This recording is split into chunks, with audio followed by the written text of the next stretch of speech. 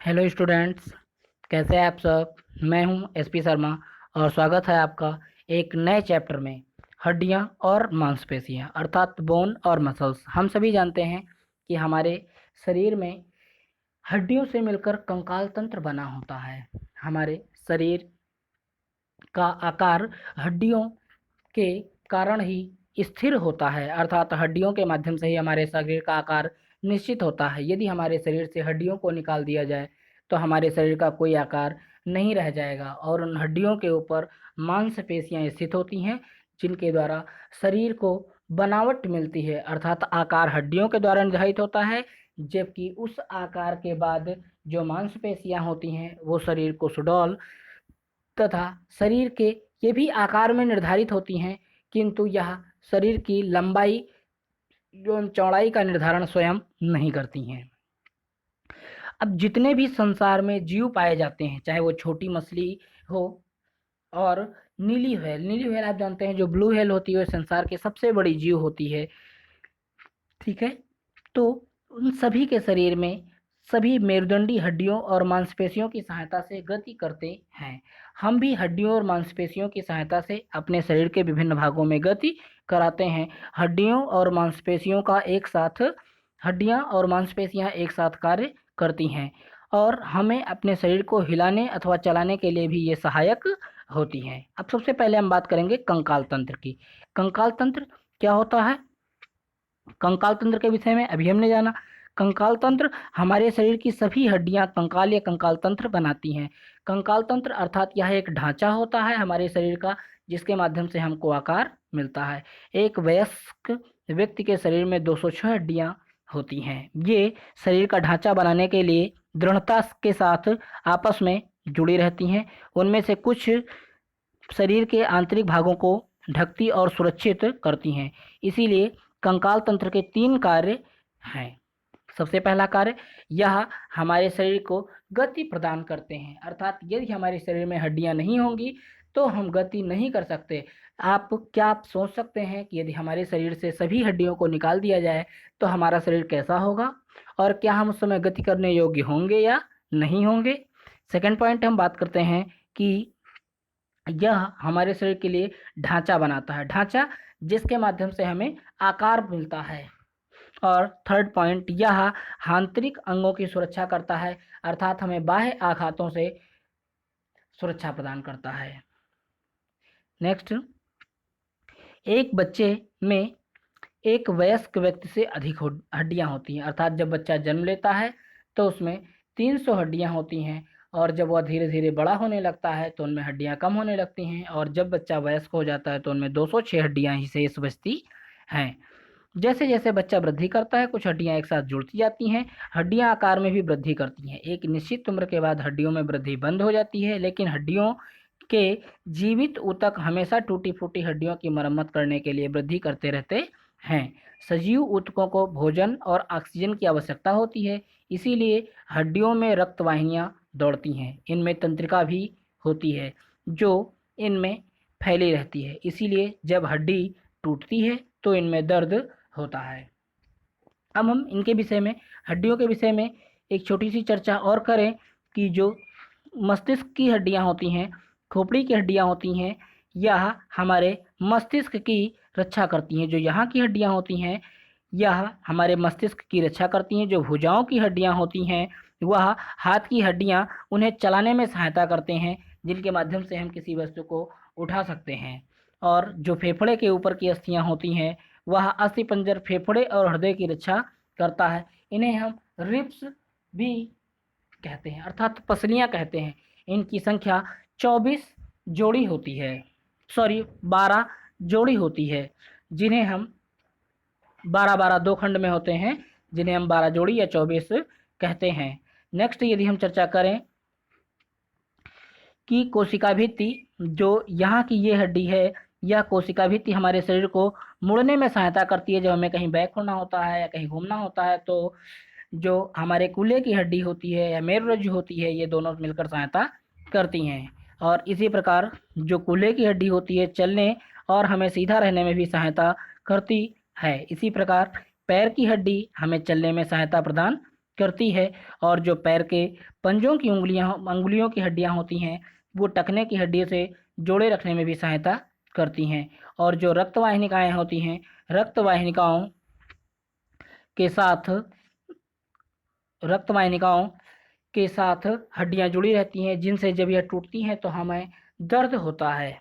अब हम next topic खोपड़ी की बात करेंगे। खोपड़ी अर्थात खोपड़ी की हड्डी सभी हड्डियों में सबसे कठोर होती है। ये हड्डियां मस्तिष्क में एक जाल बनाती हैं और चेहरे को आकृति प्रदान करती हैं। इनमें से एक हड्डी छोड़कर बाकी सभी दृढ़ और स्थिर होती हैं और गति नहीं कर सकती। इस प्रकार हम अपने मुंह को खाने और बोलने के लिए खोल सकते हैं।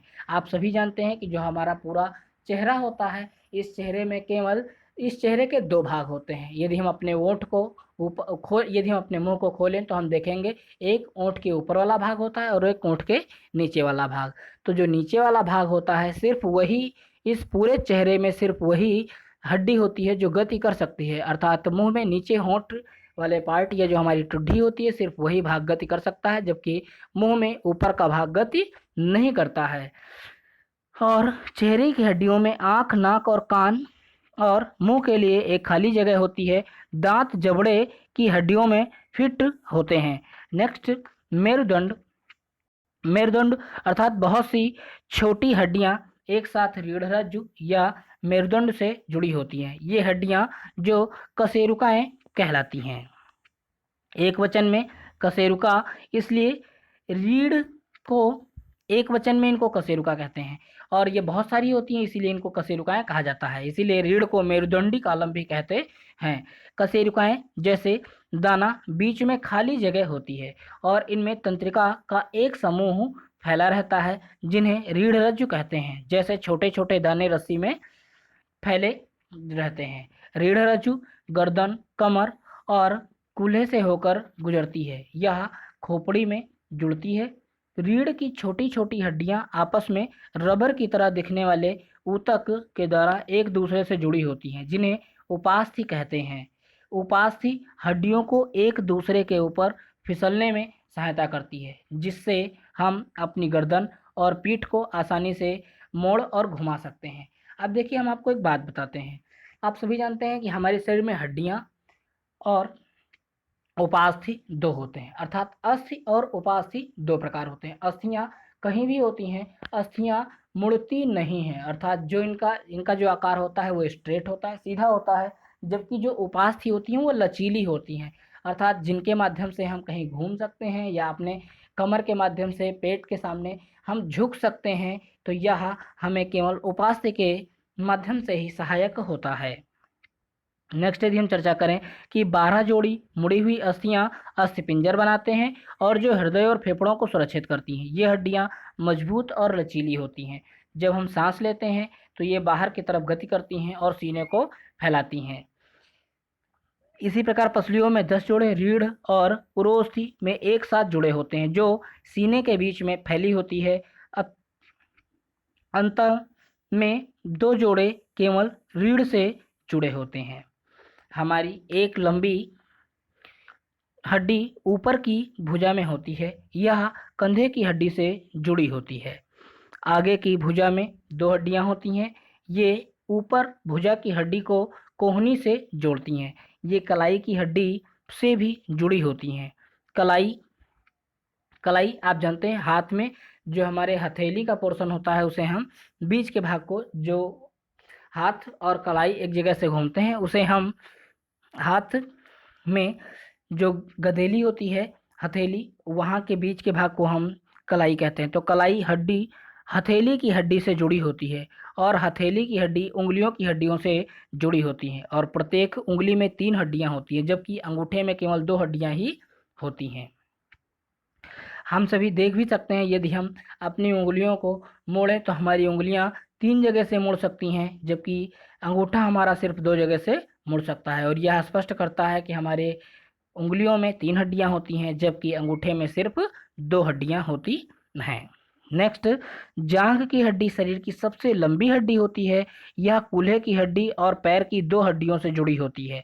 पैर की हड्डी टखने की हड्डी से जुड़ी होती है और पैर की हड्डियों में जुड़ी होती हैं। पैर की हड्डी भी पैर की उंगलियों की हड्डियों से जुड़ी होती है और पैर के अंगूठे में 2 हड्डियां होती हैं, बाकी उंगलियों में 3 हड्डियां होती हैं। जैसा कि भी मैंने हाथ के लिए बताया, आप ऐसे पैर की उंगलियों को भी जब फोल्ड करेंगे, मोड़ेंगे, तो यहाँ 3 खंडों में उंगलियां मुड़ जाती हैं, जबकि अंगूठा सिर्फ 2 खंडों में मुड़ता है। अर्थात अंगूठे में 2 हड्डियां होती हैं और उंगलियों में 3 हड्डियां होती हैं। नेक्स्ट, यदि हमारी हड्डियां जुड़ी नहीं होती, उनमें जोड़ नहीं होते, तो हम गति नहीं कर सकते। उदाहरण के लिए, यदि आपकी उंगली की हड्डी जुड़ी नहीं होती तो आप कुछ भी पकड़ नहीं सकते।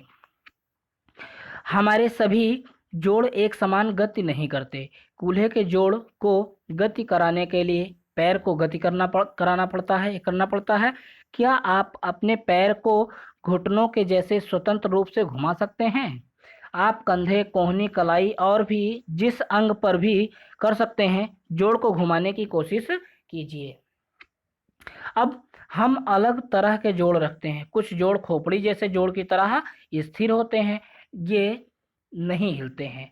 दूसरे जैसे भुजा और पैर के जोड़ गतिमान होते हैं। गतिमान जोड़ भी कई तरह के होते हैं जो सबसे स्वतंत्र रूप से घूम सकते हैं। उन्हें कंदुक खलिका कहते हैं।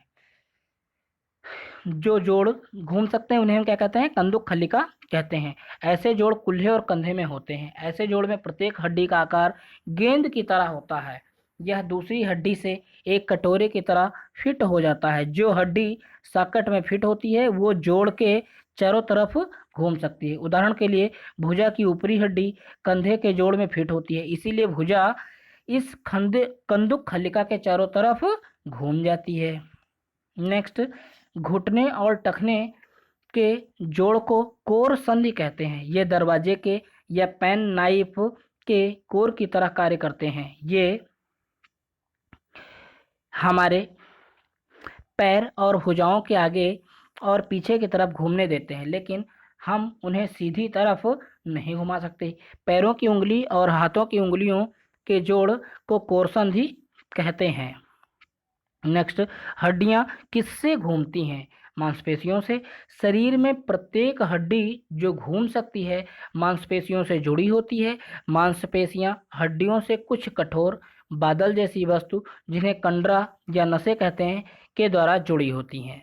अब हालांकि हमारे शरीर की कुछ हड्डियां नहीं जुड़ी होती हैं। इन मांसपेशियों से जुड़ने वाली हड्डियों को स्वैच्छिक मांसपेशियां कहते हैं। स्वैच्छिक अर्थात देखिए, हमारे शरीर में मांसपेशियां भी 3 प्रकार की होती हैं। एक स्वैच्छिक और एक अनैच्छिक और तीसरी प्रकार की होती है हृदय पेशियां।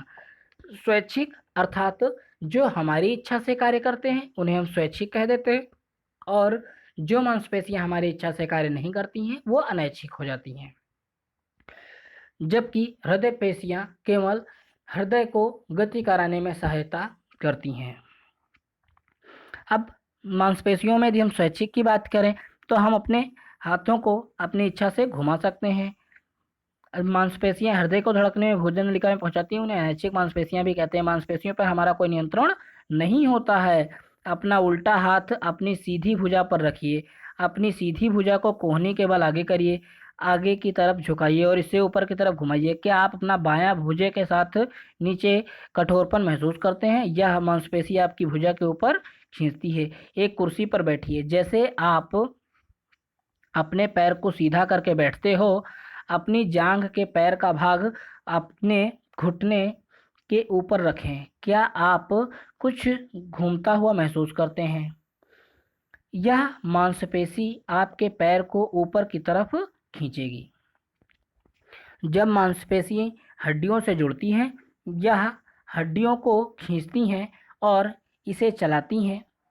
हालांकि यह रीढ़ की हड्डी को दूसरी दिशा में पीछे की ओर नहीं धकेल सकती। ऐसा करने से दूसरी मांसपेशी की आवश्यकता होगी। इसीलिए मांसपेशियां हमेशा जोड़े में कार्य करती हैं। एक मांसपेशी एक हड्डी को एक दिशा में खींचती है, इसका साथी हड्डी को दूसरी दिशा में खींचता है। जब एक मांसपेशी एक हड्डी को खींचती है, दूसरा साथी आराम में आ जाता है। ये चैप्टर आपके समझ में आ गया होगा। अब हम इसके एक्सरसाइज में आए हुए कुछ प्रश्नों की बात करेंगे। सबसे पहले सही विकल्प, ये ढांचा बनाने के साथ एक साथ दृढ़ता से जुड़ी होती हैं।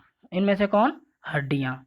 नेक्स्ट, ये हमारे हड्डियों की मरम्मत और वृद्धि करता है। यहाँ पर सजीव ऊतक, सजीव ऊतक। नेक्स्ट, यहाँ पर ऊतक भी सही है, लेकिन जब सजीव ऊतक आए हुए हैं तो हम सजीव ऊतक पर ही टिक करेंगे। नेक्स्ट, रीढ़ दौड़ जाती है। कहाँ पर? गर्दन से कमर तक होता है, अर्थात सभी जगहों पर यह दौड़ जाती है।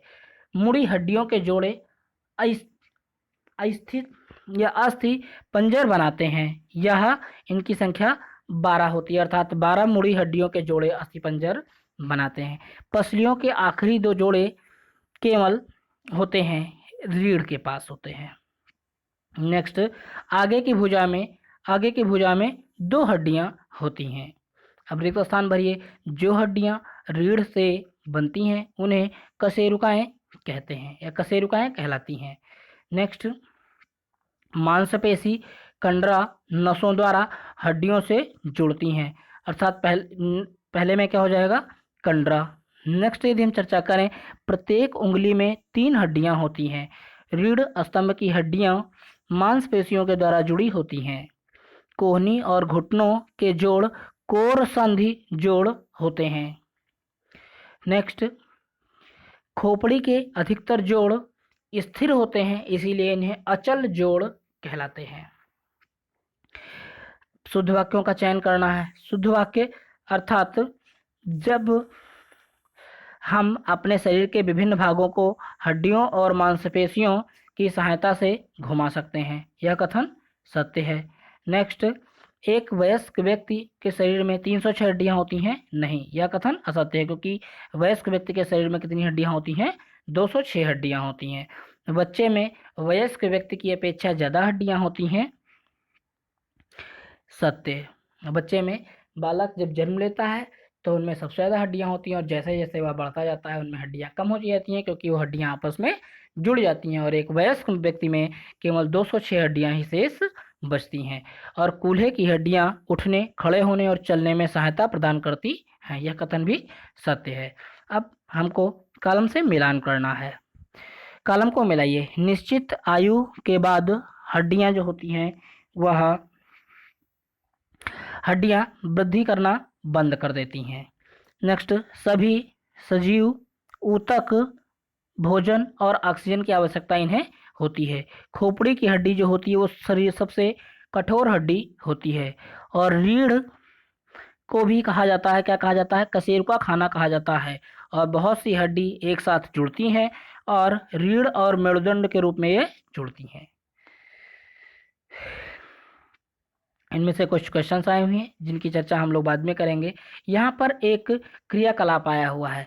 दर्जी को मापने के टेप लीजिए और अपनी उंगली और पैरों की उंगली का माप लीजिए, फिर सारणी को पूरा कीजिए। हाथ की उंगली की लंबाई क्या है, पैर की उंगली की लंबाई क्या है, चौड़ाई क्या है, आपको यह फिल करना है। यह क्रियाकलाप आप जरूर अपनी कॉपी में करें। So thank you students, thank you for watching video.